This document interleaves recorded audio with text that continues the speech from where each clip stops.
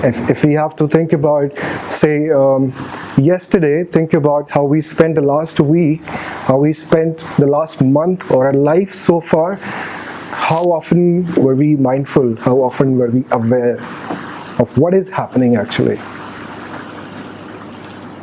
And that's why we like to call this seeding awareness, because we are here to plant the seed of that little awareness, of knowing what is happening, and probably help you redirect that kind of awareness towards the inner you, the inner sense that we maintain. What is happening inside me? And when we know that what is happening around me, what is happening inside me, that's when life is happening, isn't it? If the body is at home, if the body is somewhere, but the mind is elsewhere, that's not life happening at all.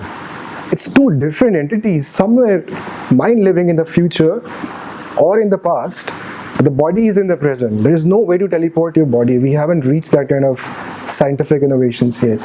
You can't teleport your body, but mind does it all the time.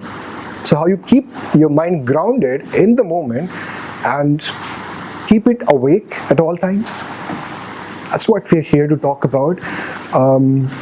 I need a little favor. Can I ask you guys a favor, please? Ask as much as you can. Okay. We are not here to give you some gyan that we think, or we make you think that we've been enlightened and here to share every bit of enlightenment, but just a few things we'd like to share, we'd like to ask and have a conversation and make it the best 2 hours of your life so far, possibly. Okay, that's a big statement to make, but we'll try that. Okay, to begin with, I would, can I take you guys on a journey? The virtual one? Yeah. Like I said, we can't teleport the body, so unfortunately we can't. But the mind can, and it can be as real as we can try to make it. Yeah? Okay, great. So, for us to do that, I would request you to let go of your phones and diaries and bags and past and the future. And you might want to relax, loosen up your shoulders. If you want to slouch,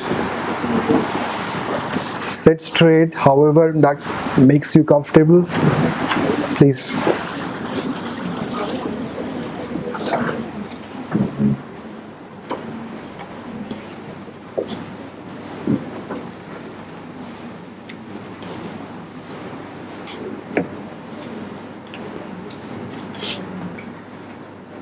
Okay, are we ready?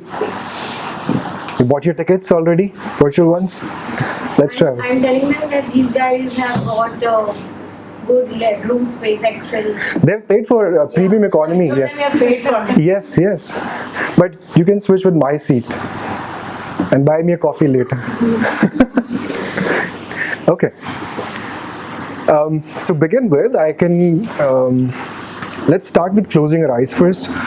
Why do we close our eyes every time we have to imagine something? Is that we are disconnecting from the visual senses of the world around us and just focus on things we can hear and we can smell, we can touch, but not see. Right? If you can gently close your eyes.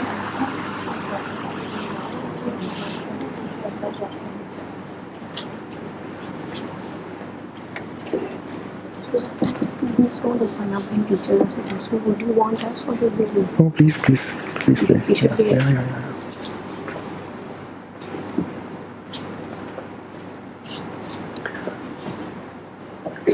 When we entered this hall, all of us, including the teachers, the students, everyone, we've left our judgments outside the room. It's like you go to the place of your worship and leave your footwear outside. So we are all here to share, to learn, and just human beings. So open up as much as you can, and there is no judgment here. So once you have your eyes closed, let's take a breath in. And when we take this breath in, let's call it life in. Essentially, that's what is happening, isn't it? You breathe in, that's what keeps you alive. So as you breathe in, try to follow the path of your breath. As it makes its way from your nostrils to your brain, feel it rise in the chest and your stomach. And as you exhale, let everything go out. This nice, beautiful, fresh air that we are able to breathe in. Nobody has paid for it. With the next breath in, again follow your breath as it makes its way to your body.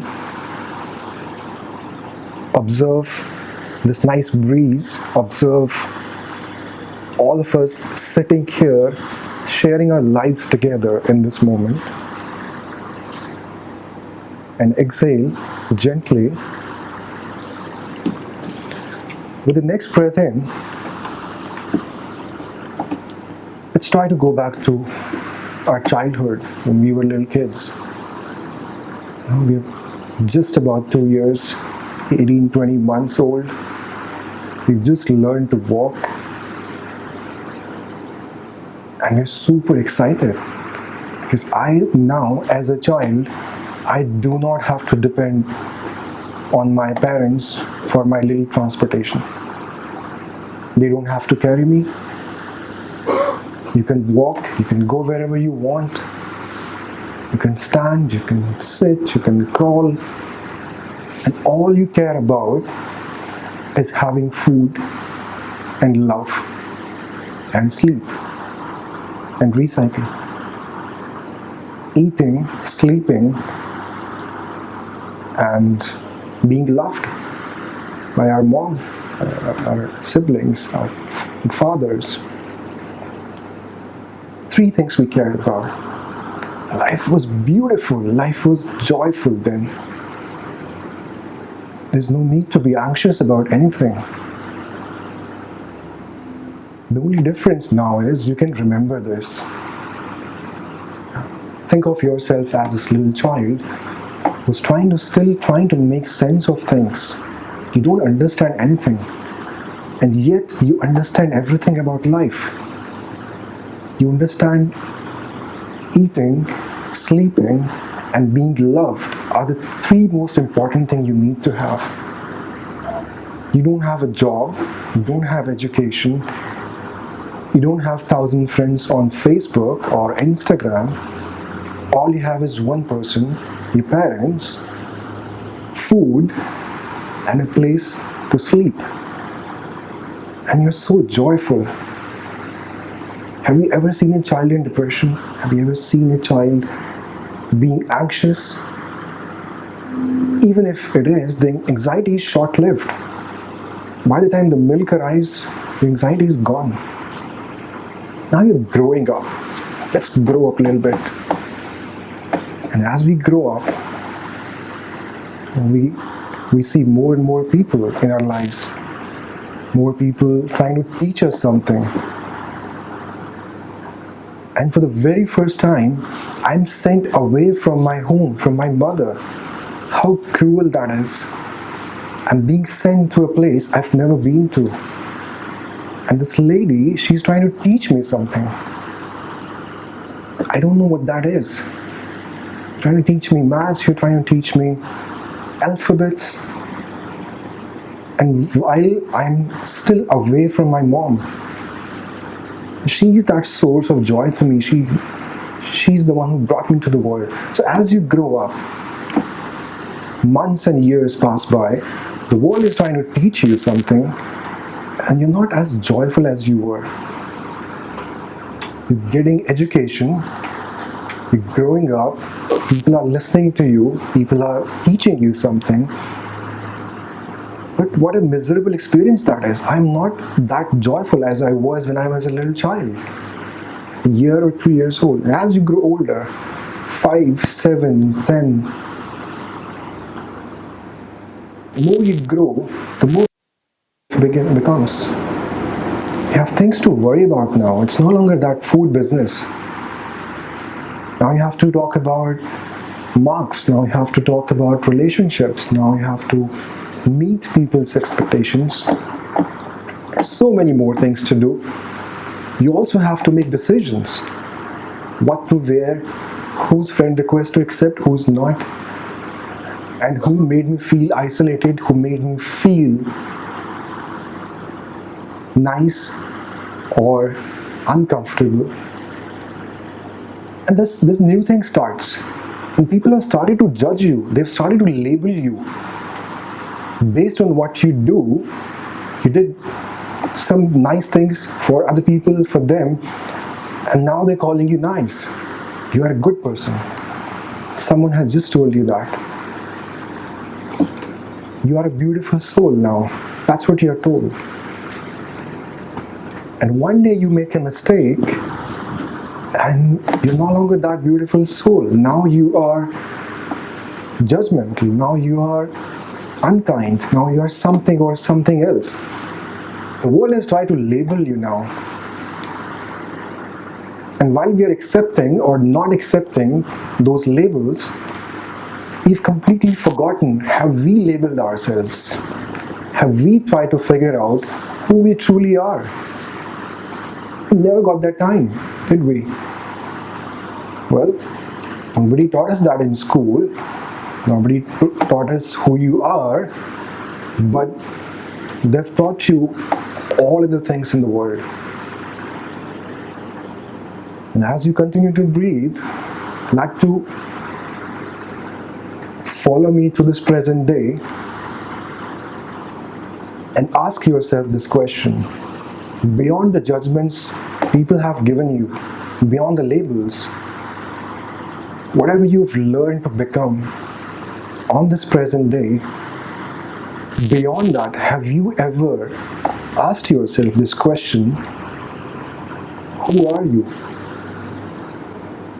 Have you figured that out yet? Have you ever thought about that? If not, it's fine. Welcome to the club. 90% people never do. And as you breathe in once again, try to think of nothing.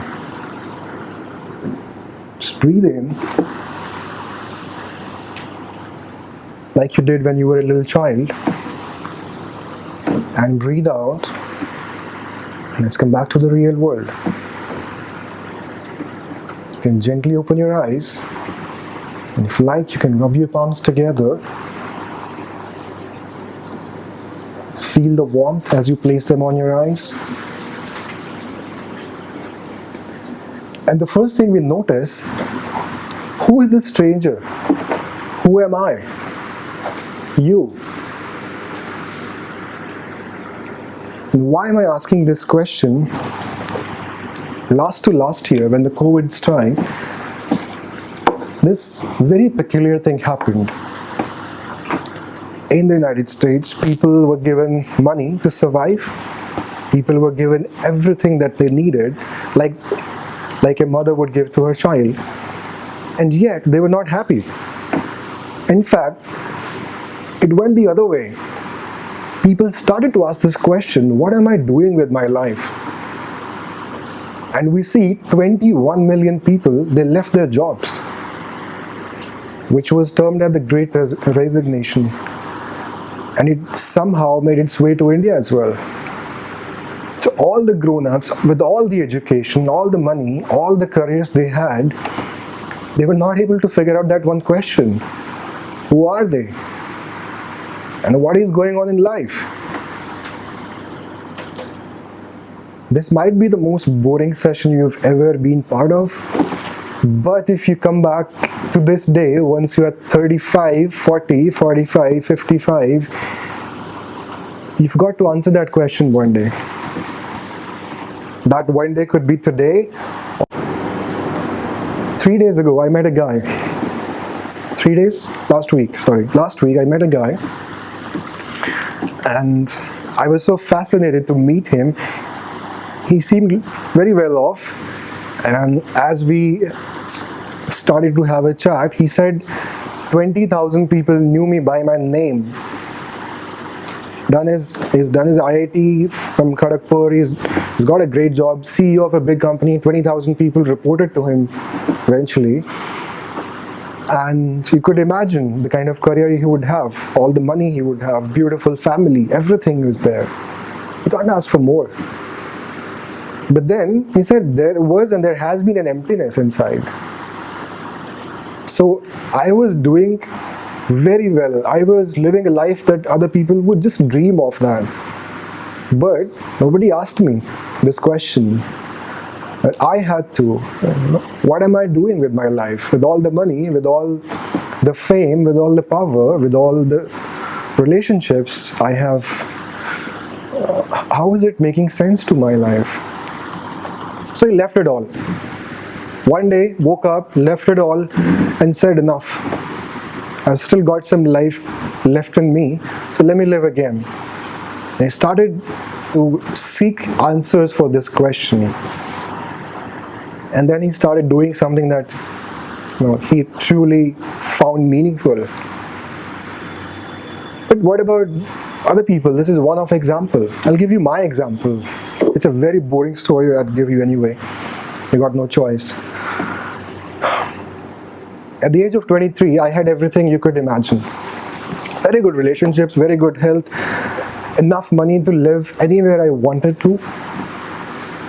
People were asking for my advice. You know how that makes you feel. I've never been to college. I did, but they said, okay, we've got to break up. We said, okay, fine, let's move on. So I had some ego, so I didn't get my degree. I didn't even appear in the exam, so I said, okay, fine. But surprisingly, people asked me, where should I get my child admitted? Which school should I pick? Which institution? Which career? Apparently, I was employing 100 people, so it made sense to them.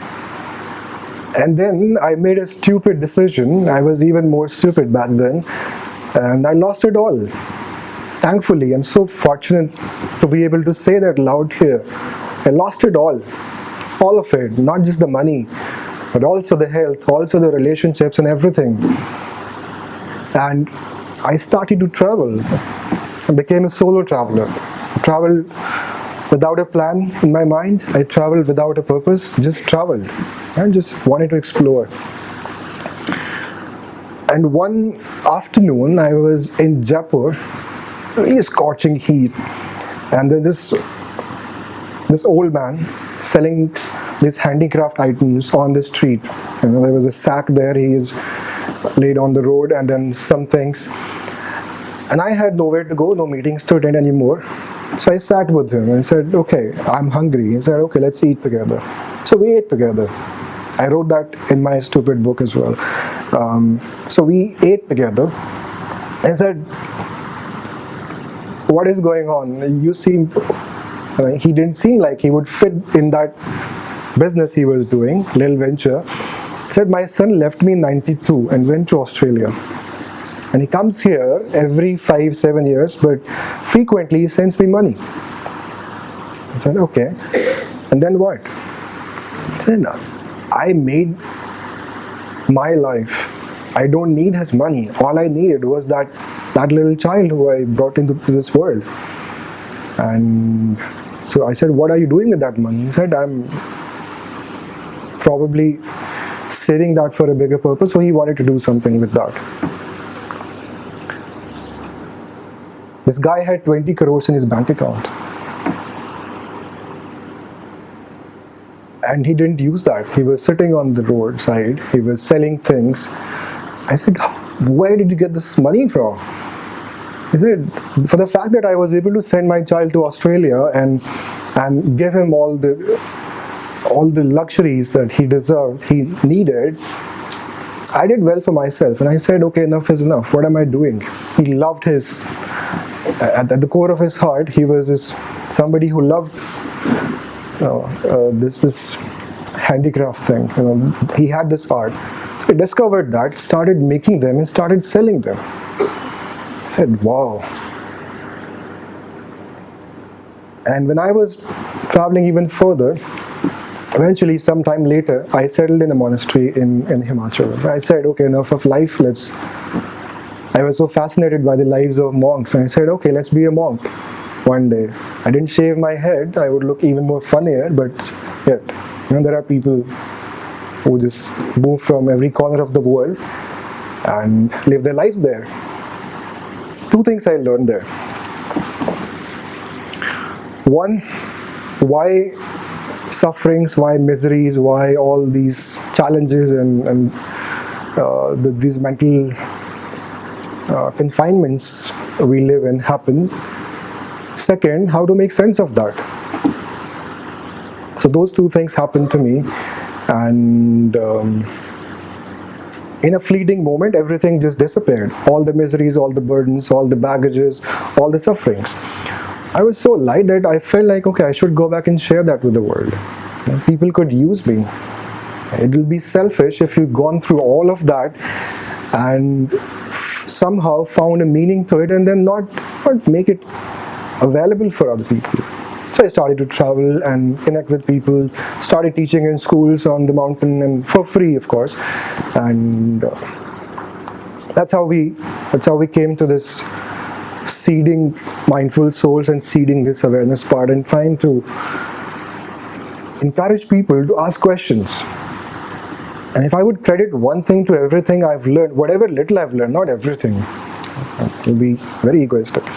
Whatever little I've learned, I would credit that to being curious, knowing where you are, who you are, what is going on, and how to make sense of that.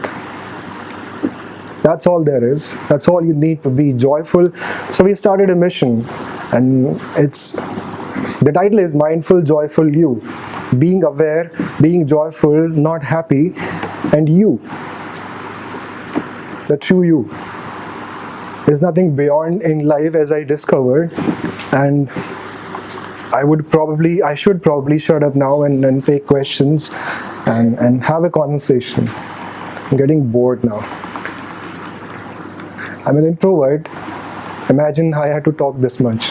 And this much talking I do in a year or so. But yes, I'd love to answer questions.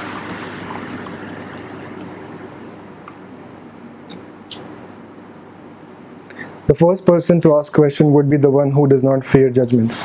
I don't know who that is. Thank you.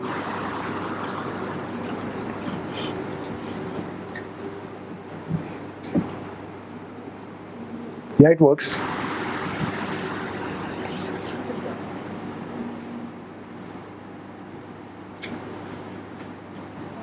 First of all, sir, thank you for this. And I know you said to not have our diaries around with us, but you were talking and I had to keep those questions in my mind as they came to my mind. So, the first question, as you mentioned, the man that you met, the one who was selling handicrafts, and he had 20 crores in his bank account.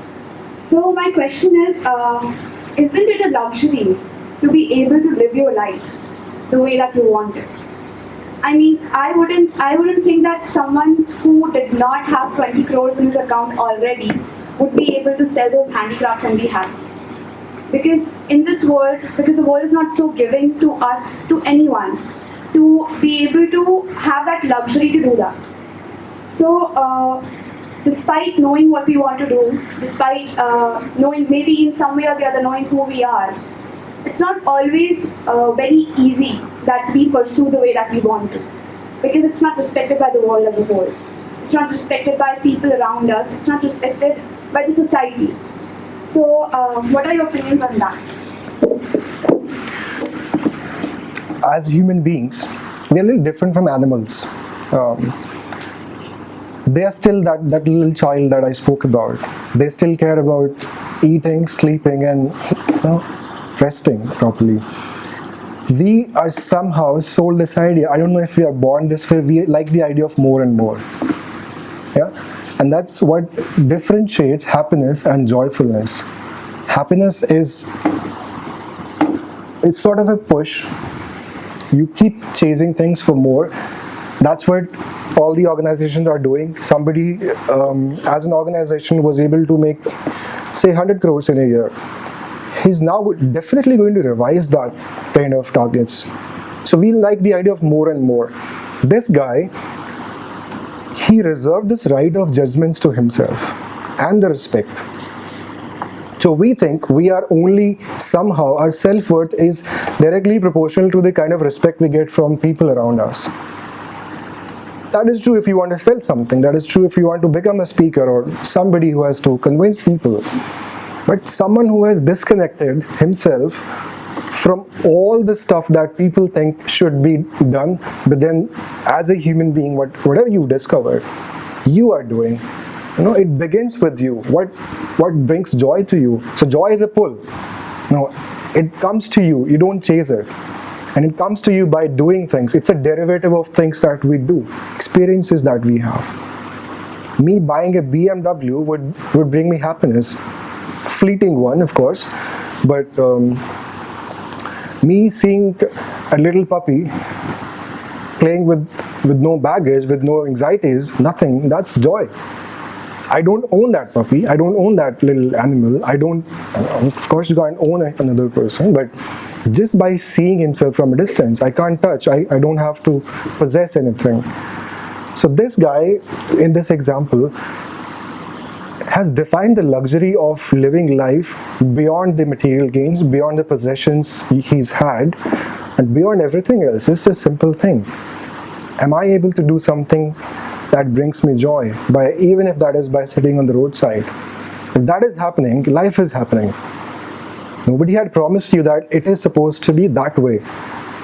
So the amount of money or possessions or accomplishments is a derivative of things that we need to have, or how people look at us.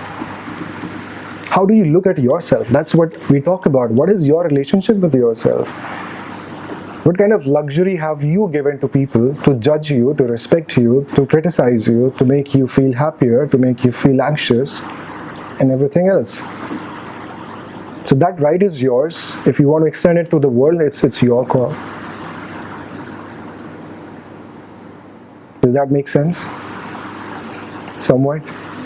Okay.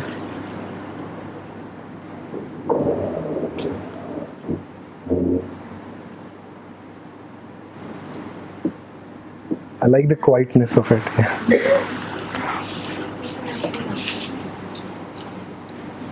So as you were discussing that, Ma'am, please sit.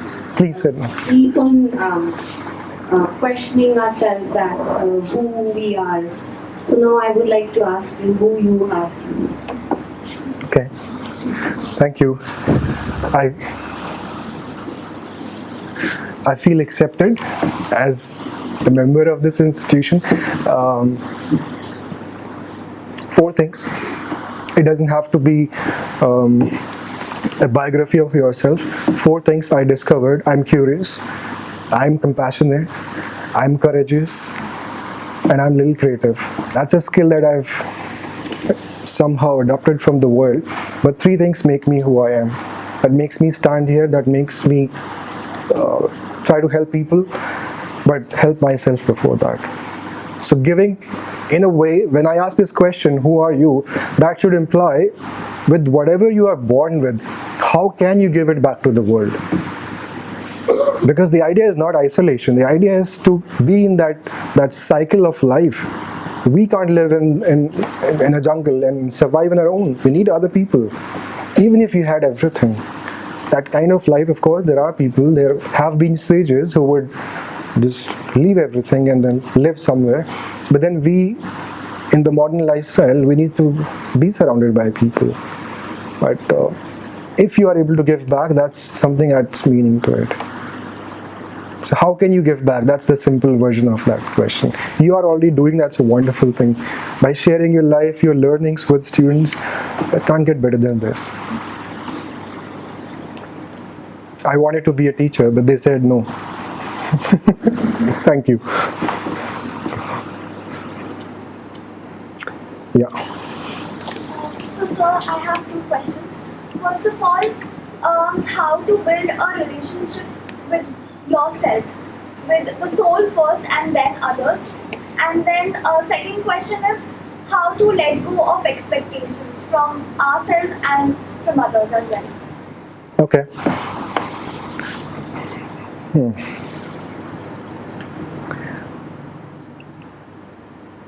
the kind of relationship we expect from others would be the seed of a relationship you have to plant inside you. So when you discover yourself as a human being you are born as, you would find that either you are kind, courageous, or creative, or you are somebody who loves to nurture in some ways.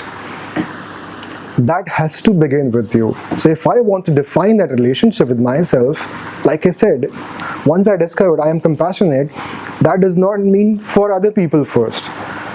That should mean it starts with you. I am kind to myself first and then to everybody else. If bank doesn't have money, it potentially can't give you a loan. So bank has to be rich. So you define that. How do you want people to treat you? And once you define that, you preserve that. Because people will often intrude that space you reserve for yourself and say, okay, this is me. I want to be respected, I want you to be fair, I want you to be kind to me. But if the other person sees that within that space, there is no kindness she has for herself, there is no respect she has for herself, there is whatever you're expecting. Nobody from outside world can give you that what you don't have, what you don't value. So you define that little space of yours and say, this is my secret locker, this is my really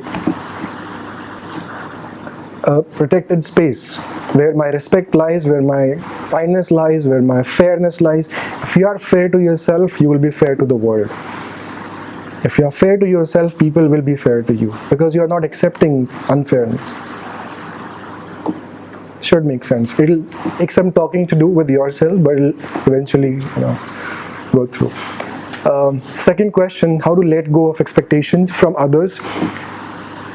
I think before you let go, ask yourself, when did you let in?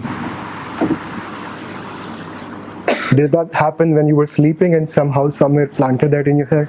No, you gave that permission to others. But that space, obviously, it has parents who have brought us to the world. It has people who matter. I think it would be fair for parents to have expectations, but I'm assuming you're not trying to let those expectations go, because then you have something to follow, something to look at as part of your journey in meeting those expectations. But others' expectations would be only fair if you've given them permission, if they somehow are adding some value to your life. If I'm trying to let's say give someone some money or something, I would expect something in exchange, a value. The transaction has to be two-way. If I came here and talk all the nonsense in the world, would you expect me to come again here, or would you even sit here? Unless there was a value expected out of me and something I expected of you. I am also here to learn something. It's not that I am standing here with my team and then giving you some gyan and then leave and disappear and expect some magical things would happen. No. It just simply means I learn from you, you learn with my experiences, with my whatever I've gone. We've all gone through a few things. Look at the value. If somebody is adding value, give them this right to have expectations. For example, in a relationship, you give trust, you give love to someone, but that's one thing they should also be giving back to you. There is a different concept of selfless love and all that. That's a little difficult subject to talk about. We can.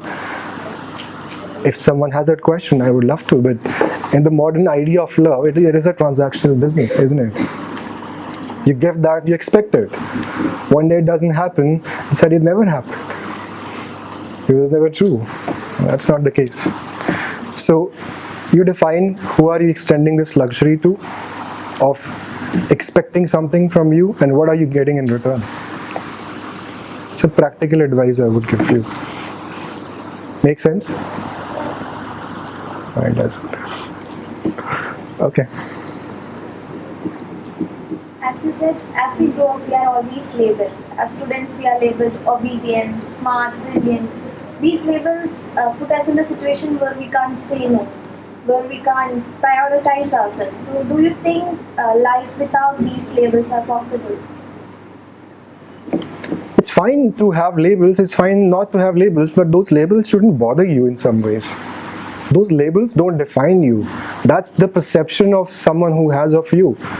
But imagine you've been doing nice things and great things, and that's what got you that label. But one day you start doing opposite of that. Do you think you would be able to retain that label? Do you think people will not change their perception? They would, of course. That's a very volatile thing to have.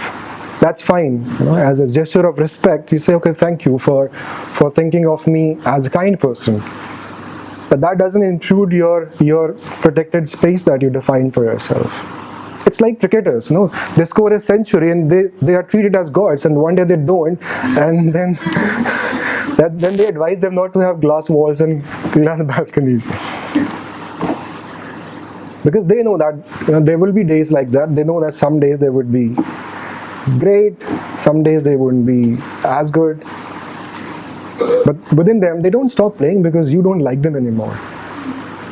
So you define that space of yours. And that's what I imply when I keep on saying, who are you, who are you, who are you? It's not a rhetorical question. It just simply means you define that. People are going to ask you.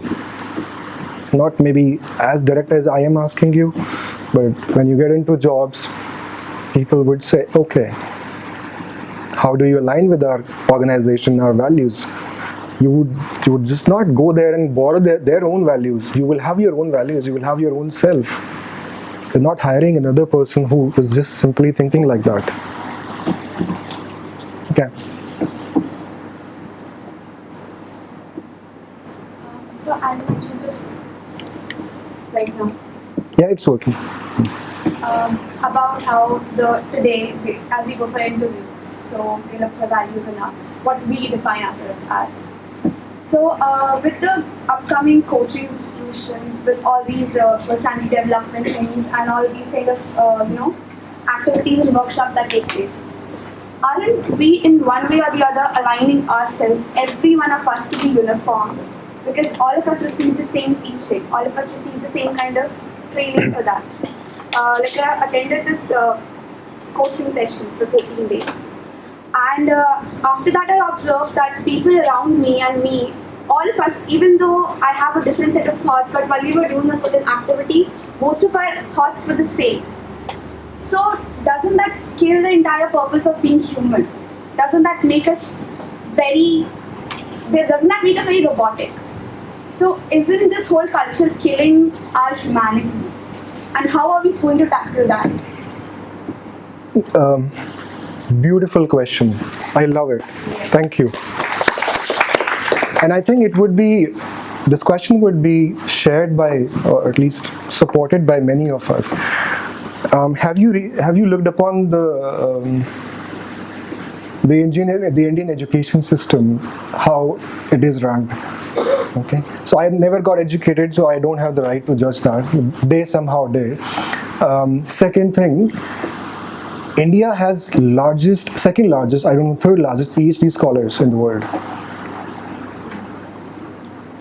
But how many of them actually create something phenomenal in publishing their papers and prefixing this? I saw this ad and I got so offended personally. Some guy selling, there is an ad, very famous guy, I can't take the name, said add a doctor before your name, buy this course. So they're selling you a title, they're not selling you value that should come with education. It does kill that you. People will try that. So if you sit in a class, the teacher has 50 students and one book, and implies that all 50 should understand it the same way. Their intention is good, is great. How you take that and where do you use that, that's up to you. Nobody is gonna say and tell you that you learn this physics and only do what I'm telling you to do. But the only people who find it boring and find it that they haven't discovered themselves yet. I would give you water. glass of water. You make tea out of that, you make coffee out of that, you make anything else out of that, that's up to you. Those ingredients that you put in that water is those things that I'm talking about, you being that unique human being. So if I'm taught how to walk, it's up to me which direction I want to walk. Somebody has taught me how to walk. So that part you've got to figure out yourself. You can't blame anyone. I mean, I'm not saying it's ethical or it's unethical. It's simply how and where do you want to use that.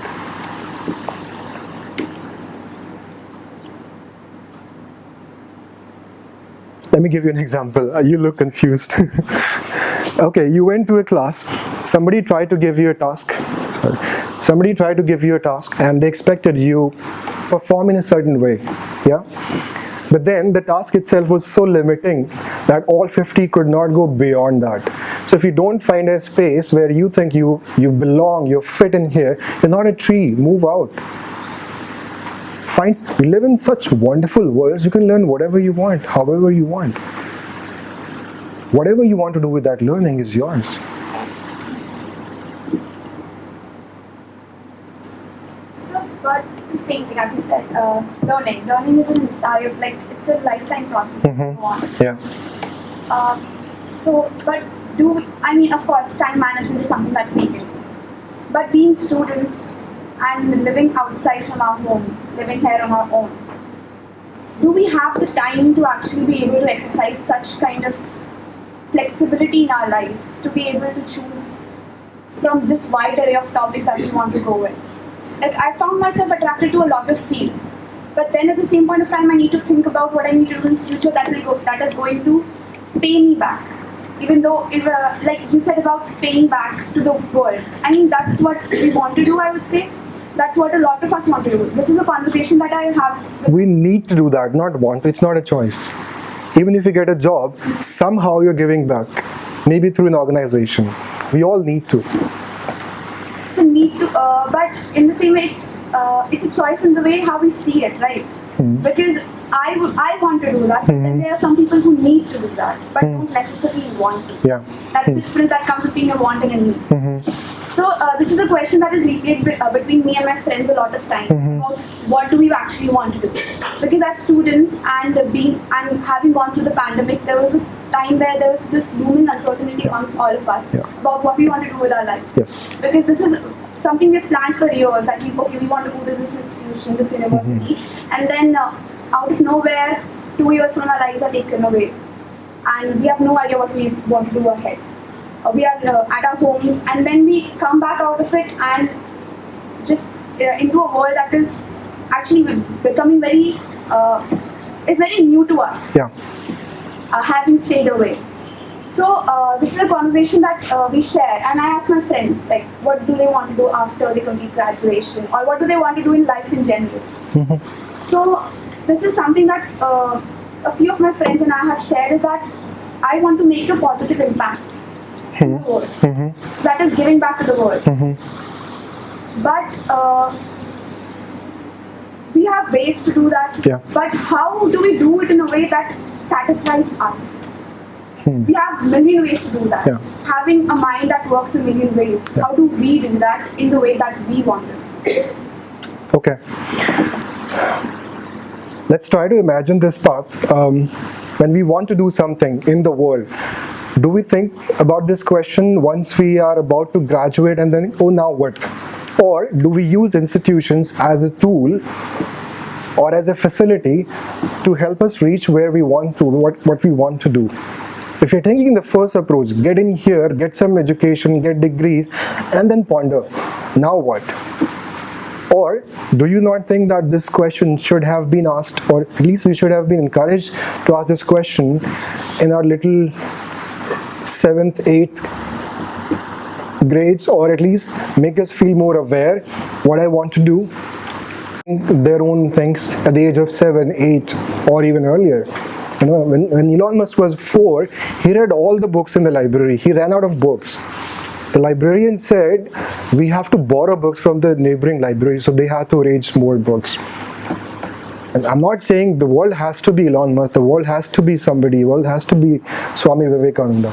But let's use this beautiful facility to be where we want to be, to give back and find that first, and come here to help us support and reach that goal, not the other way. That you get in here first, get some education, have conversation, and let yourself be influenced by people and other people. Oh, this sounds so fascinating. Having an animal shelter, having a food bank, having something else. It's good and it's okay to be confused, because if you are confused but curious at the same time, you will reach somewhere. Nobody promised you that at the age of 10, 20 or 15 you would be enlightened with absolute clarity of what you want to do, how you want to do things. So dig it inside. Again, I would say it will eventually come back to that question. Dig inside yourself. There's a very good program Google started, I only came across. It's called SIY, called Search Inside Yourself. And they are now promoting this culture in corporates. You find out, you figure out who you are. Everything starts with that. Everything. I can't stress enough on this. Every little thing. Once you find that, once you align with that, you will have more questions, but also some answers to help you navigate where you want to go, which direction you want to go. But hold on to that one thing. Once you find it out, it should make sense. I love teaching. Okay, I never got educated. I couldn't do it anyway. Not that if I had continued that, I would have been topper of some kind. I would have failed miserably. But I wanted to teach. I just thought, what if I can't, learn a subject, maths or English or science or whatever? I can. There is enough scope in the area of life. They don't teach you a lot of that. So let me learn it first, and then maybe somewhat share a bit of that. And I'm living my goal. I'm happy. I'm not happy. It's just joyful. And it's working out well. If you've aligned yourself with that fire, that zeal to do that, you will find ways, you will find answers if you're looking. You have to look inside. The outside world is so confusing. Somebody else might come tomorrow and tell you something else, and something else will always confuse you. It's you who allow. If you allow yourself to be confused by people like me, we would come and go. You would be there with you and figure yourself. Two things would be really important on this journey. You being aware of the surroundings and of the insides, and to the relationship that you build with yourself and with the other people. That can get you as far as you want to go. There's nothing beyond that. Too deep to make sense? Too nonsense? Someday it'll make sense.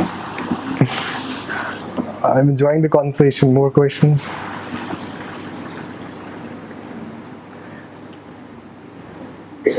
Okay, what if we all close our eyes and let's do that. May I request you to close your eyes, please? And okay, nobody is looking at you. And raise your hand if you still have a question. Nobody is able to see you. Or if you've learned something, even a bit of it, or a little curious. Okay. Thank you.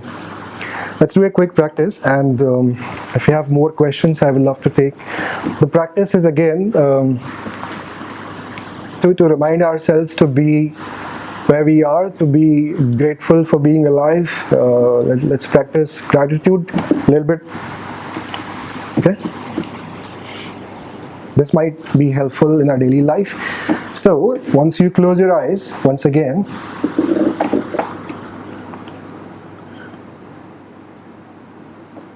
take a breath in And as you breathe in, let's focus on this breeze, the air we are able to breathe. And be a little curious this time. Where did this air come from? And let's try to hold our breath for 5 seconds, or as long as you are comfortable holding it. And feel the absence of it. There won't be life if we don't have this air. And as you exhale, let this gratitude float around. Go back to the world and be grateful for being able to breathe. A lot of people who were breathing yesterday are not breathing today. And the cycle would go on tomorrow as well. So let's be grateful for simply being able to breathe. With the next breath in, let's go back to the morning. The glass of water you had. Imagine your life if you don't have access to this water. Where did this water come from? Where did this chair come from you're sitting on? Where did these clothes come from? Everything that nature has given you. Let's be grateful for being able to breathe, being able to have access to water, being able to have clothes to wear. And with the next breath out, let's think about all the people we are grateful to have in our lives. Our parents, our siblings, our friends, the teachers, and everyone who made this possible for you, who made this chair, who made this beautiful hall, who made clothes for you. You haven't met these people, and probably you will never meet these people. With the next breath out, let's be grateful for all these people.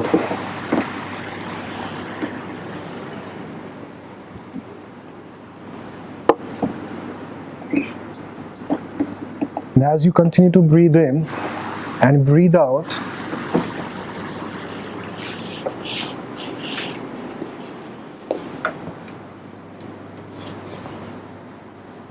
let's just think about being grateful for being alive, for being able to breathe, being able to drink water, for being able to walk, sit, learn.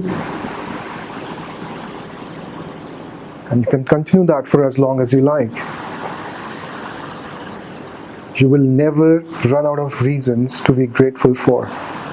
This can last for the entire day, and you will still have reasons to be grateful for.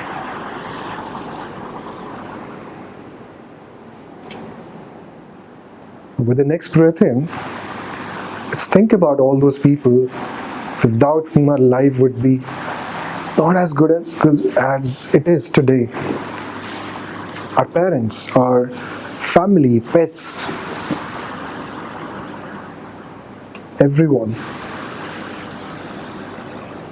I'm going to go quiet now and let you think about all these people that you're grateful to have in your life. All the things, animals, nature, food. When you're ready, you can open your eyes.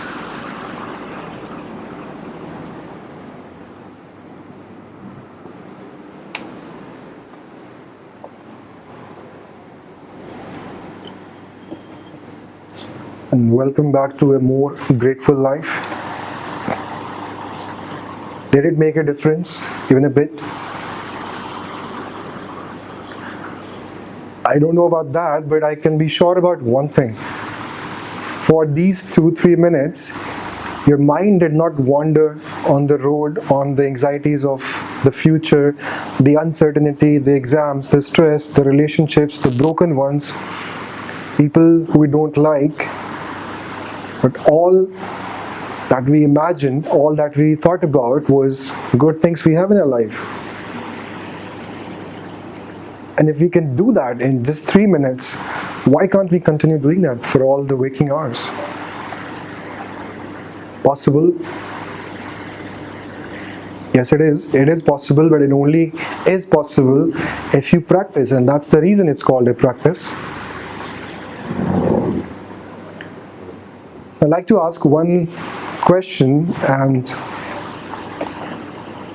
please raise your hand if you're really committed to or really feel like doing it. How many of you, including the teachers, would like to give back to the world starting today?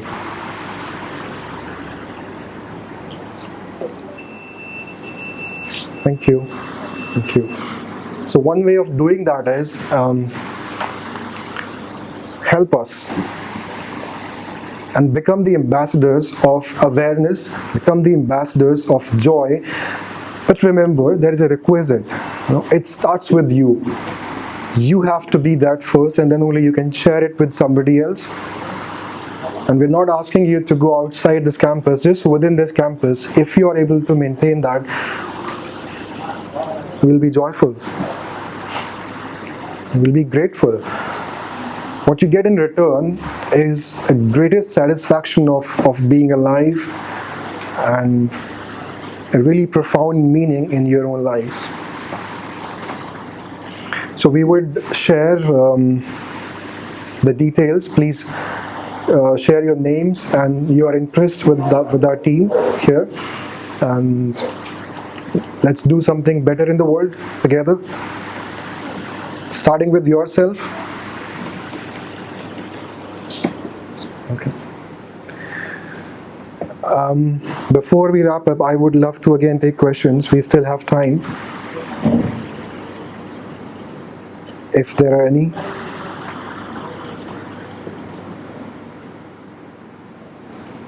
No? Can I ask you a question? On a scale of 10, how sleepy are you?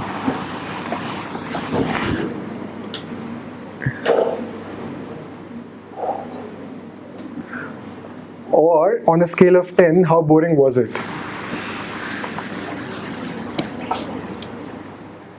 Who said 10?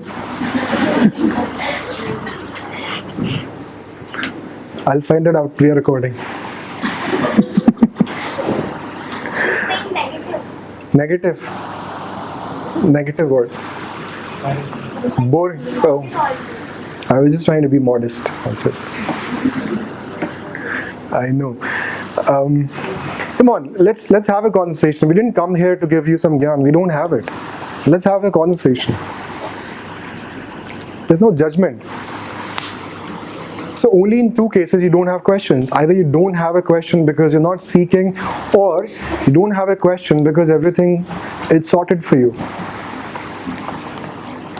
Do you want your life to be a lake or a river? A river that moves on, that continues to flow. If you're flowing, you cannot be out of questions. You cannot be out of challenges. Sometimes there are turns in the river. Sometimes there are rocks blocking its path. And if that is happening, then there are obstacles, there are issues, there are things you need to get over with.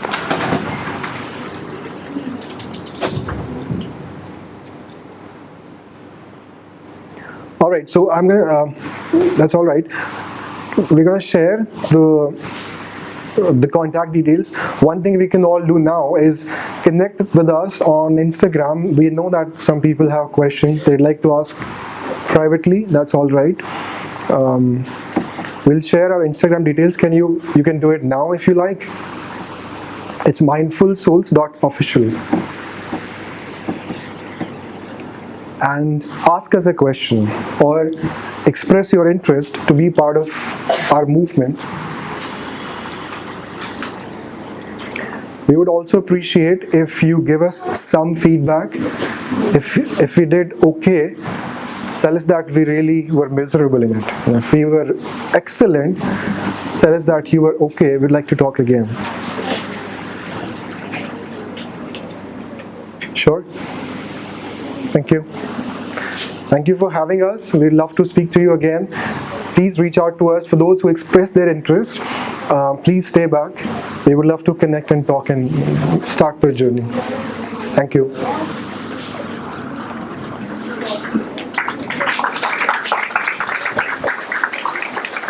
Thank you. Thank you.